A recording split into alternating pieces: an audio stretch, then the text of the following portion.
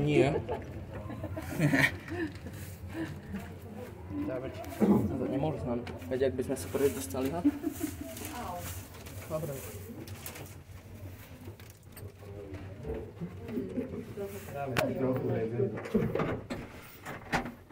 Ideme počítať, Davidko? Nie. Nie? Ja nám s čím byť dole nemôžem.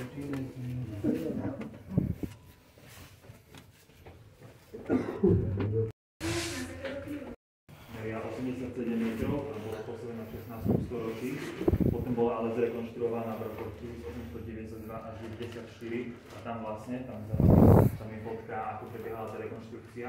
Je tam to lešenie, no a vlastne zrekonštruovaná bola v neogotickom štýle. A od tej rekonštrukcie to je vlastne najvyššia väža. A potom tam na tom obrázku hore, tam vidno, že pôvodne ako vyzerala predtým, ako zhorela vlastne. Vidno, že aj nižšia bola. No a pri oknách na tomto poschodí, keď sa pozriete, tak vidno, že na akých hrubých múroch je postavená tá väža a čím vyššie budeme, tak tým užšie budú aj tie múry. No a potom tu vpravo na stene, tak tam vidno, že v kostole vo vnútri, čo sa tam všetko nachádza, sú sošie ukrižovania Krista a sú tam pacifikály zo 16. a 14. storočia a v pravom dole vidno aj bronzovú krstiteľnicu z dielne majstra Konráda a vlastne jeden z našich zvonov je z jeho dielne. No a tam na stene, keď sa pozriete, tam za vami, tak tam vidno vlastne, tá rekonštrukcia bola navrhnutá Imrichom Steinblom a jeho portrét vidno vpravo hore a sú tam vlastne také dve dizajny, môžete ich tam vidieť a ľudia si mohli vybrať medzi nimi, že ktorých chcú a ten vľavo si vybrali, čiže za to vyzerá tá väža, tak ako vyzerá a vidno tam aj fotku ešte tej originálnej väže.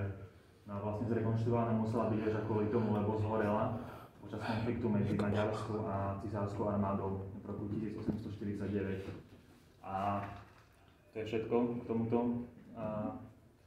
tu. No a keď nemáte otázky, tak môžeme ísť vyššie. Keď nejaké tášky si tu chcete nechať, tak môžete kľudne.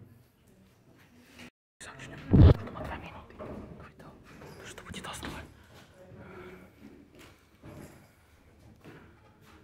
Bože, nezaostruje to. Ale dobre, ale ja si chcem tieto urobiť, podvodcovať. What? To je krásne.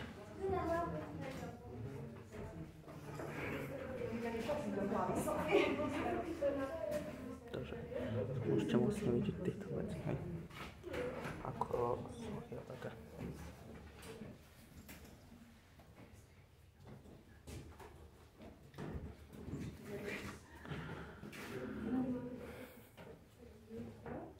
Mamka, počkaj. No to nič. Stroja. Keď sa pozriete hore, tak vidno aj chybadla, ako sa tam chýbe. A potom, čo ma napadlo, tam hlavou vidíte osarium a to je hneď pred kostolom.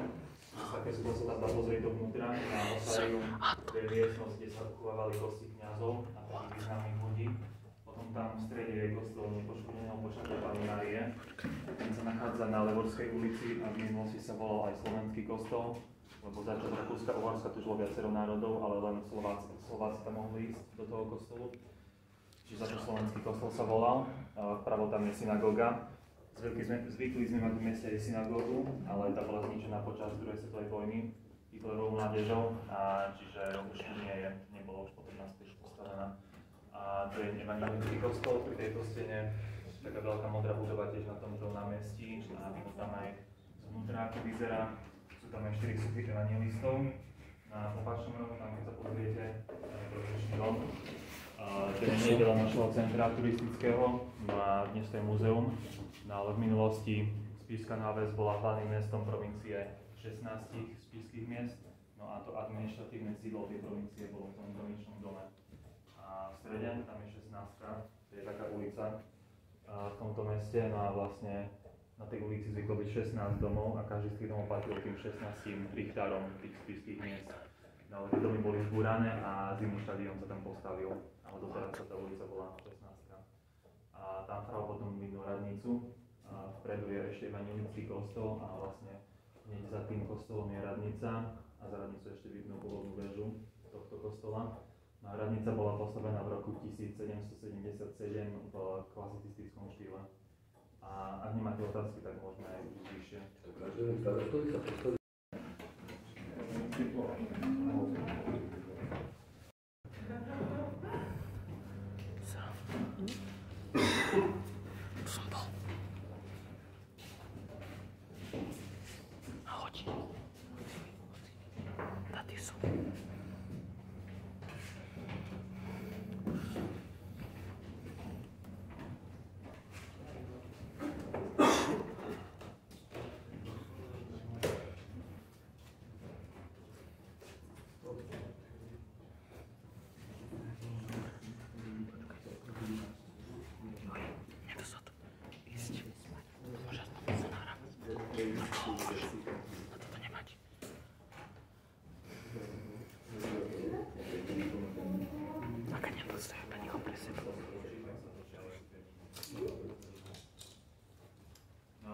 teraz sme na rovnakom poschodí, sú spodné 3 ciferníky veže a dokopy na veži je 7 ciferníkov. Každý z nich radí tento hodinový stroj. Idú z neho také tyčekové, na tie tyče prenášajú rotačný moment do stroja a potom na tie ručičky ciferníkov. A potom do stroju ešte idú aj také drôty, na tie drôty idú až hore po zónu. A z tých drôtov sú kladiva, ktoré sú potom ťahané tými drôtmi, tie kladiva môžu byť zónu. A tak opiame niektoré z našich zvonov. Tento stroj je z 50 rokov 20. storočia a potom tam v tej druhej vitríne ešte starší stroj, ktorý sa ešte pred týmto používal.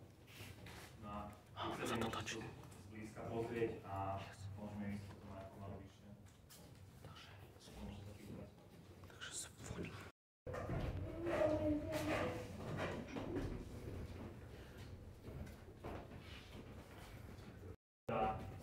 Veže a kvôli tomu na tomto poschodí nastieňach sú všade tie železné spoje, ktoré vlastne tú stabilitu zlepšujú celkovo a víme to ešte tie drôty, ktoré hore pod zvonom idú a už nad nami je miestno so zvonami, čiže tu aj zvony vidíme. No a potom tu môžete vidieť redutu. No a reduta to je tiež tu na tomto námestí. Je to romantická secesná budova z 19. storočia a je to symbol Spišského divadla, je tam aj kaviareň, aj to je symbol televízie reduty.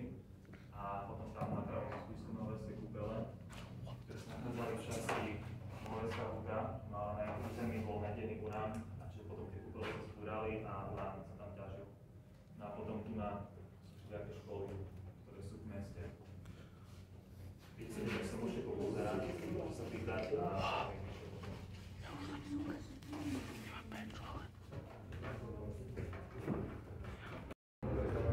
Riadne veľké.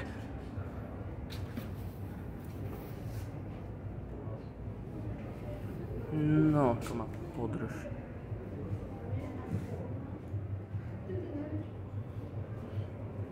Sranda.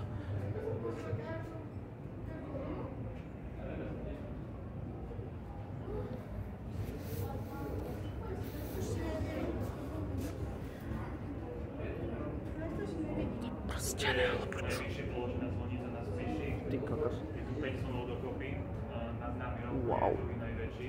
What? Nazýva Concordia a je z roku 1849. Priemerný objem je 164 cm a váži 2,5 tony a každých 15 minút odbíja kladivom a o 12. a je so srdcom normálne.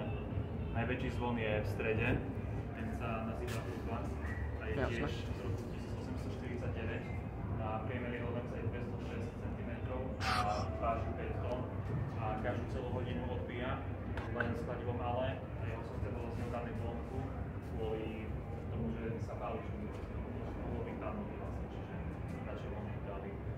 Vzadu sú dva zvony ešte, hore je večer a dole je media.